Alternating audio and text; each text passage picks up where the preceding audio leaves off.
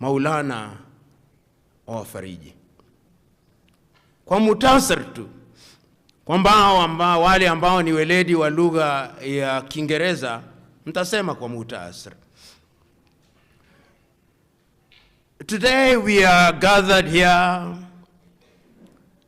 to commemorate the 2004 13th of August massacre that took place in Gatumba. The history has been narrated to us. Let it not be assumed that that was the first massacre against the Abanyamulenge or against the Tutsi peoples. In 1959, we know what happened. And we know the genesis of our problems. We know that the boundaries for which we kill and maim were arbitrarily drawn in the year 1884 and 1885 in Berlin, Germany, by the colonizers, the effect of which was to divide kith and kin, with the consequence that today, when our countries regained independence on the basis of those boundaries, the Abanyamulenge are now characterized as Congolese, while some of their kith and kin are to be found in Rwanda and Burundi. And some of our latter-day African leaders, or may I say misleaders, dare to say that the Abanyamulenge are not Congolese because of imposed boundaries. We are here to remind them that we are Africans wherever we are,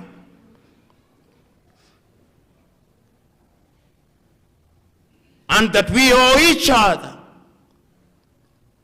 a duty of care.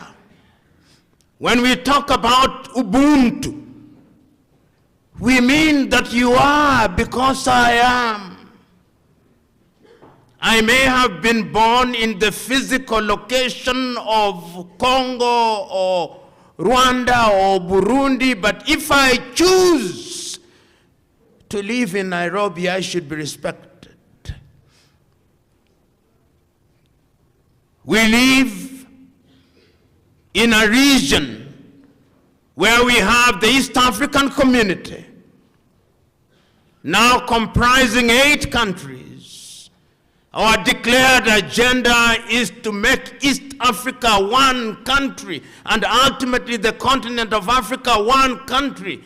We cannot be saying that and then we discriminate against each other. The tragedy of the Gatumba massacre is that it happened under the very watch of the United Nations. In the same way that the Tutsi massacre in Rwanda happened in 1994, we never learned.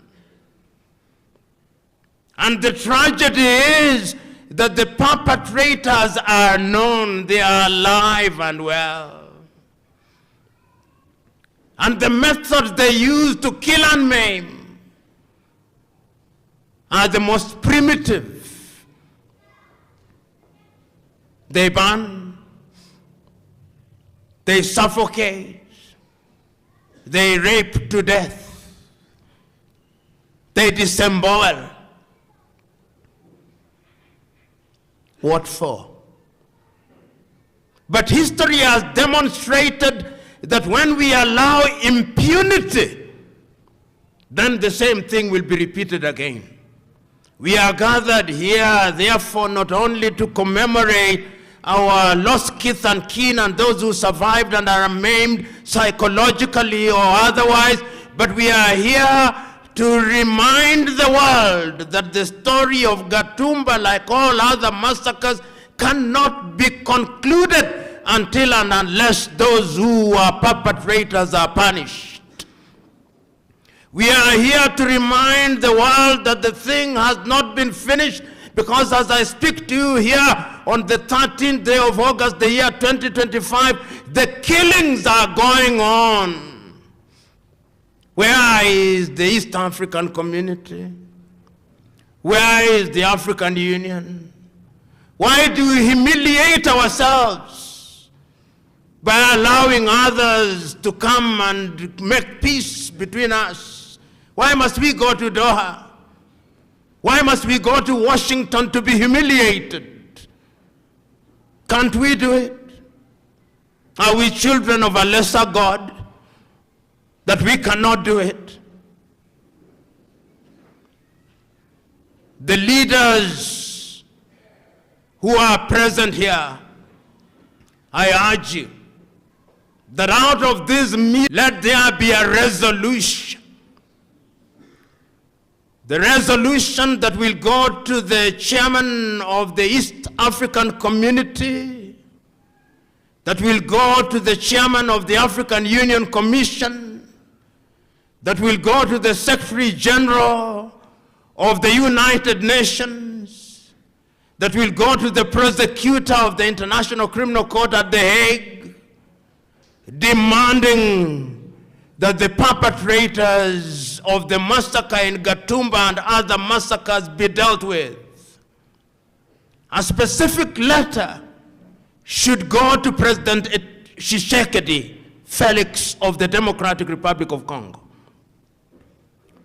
to remind him that he has a duty, a solemn constitutional duty, to protect all the citizens of the Democratic Republic of Congo. That is what Patrice Emery Lumumba said in 1961. They lost the script.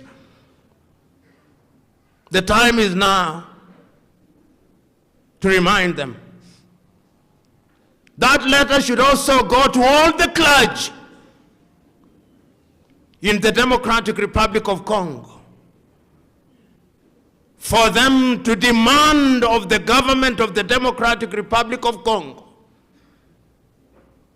to create an environment where people who choose can go back to the places where their umbilical cords were buried. That is all we ask. It is our duty as Africans in the spirit of Ubuntu to hold our hands together in times such as these. In Kiswahili we have a saying, akufae kwa dhiki ndiye rafiki. Mko katika dhiki, tumekuja kama marafiki. Do not despair. God in his wisdom, in his own unique way, has a way of giving you his peace that surpasses all understanding, even in the midst of adversity. I keep telling my spiritually inclined people, whether they are Muslims or Christians or Hindus or African spiritualists, that those who seek to speak the truth are never at ease. Because we are in a sanctuary of Christians, let them remember that of all the 12 disciples of Christ, each one of them died violently, except John the Revelator.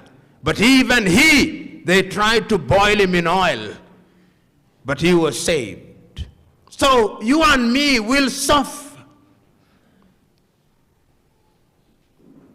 Those who are Muslims will remember the painful death of Prophet Muhammad, peace be upon him. Those who are Hindus will remember the painful death of Lord Krishna. Those who are Christians or other religious groups which are of African origin, In the Democratic Republic of Congo, you'll remember the death of Simon Kimbangu. The death of Donna Beatrice Kimpavita in the Democratic Republic of Congo. So that it is true that life on this earth, as has been said by others, is a drama of pain with short episodes of joy. Let us commemorate and celebrate at once. God bless you. Thank you.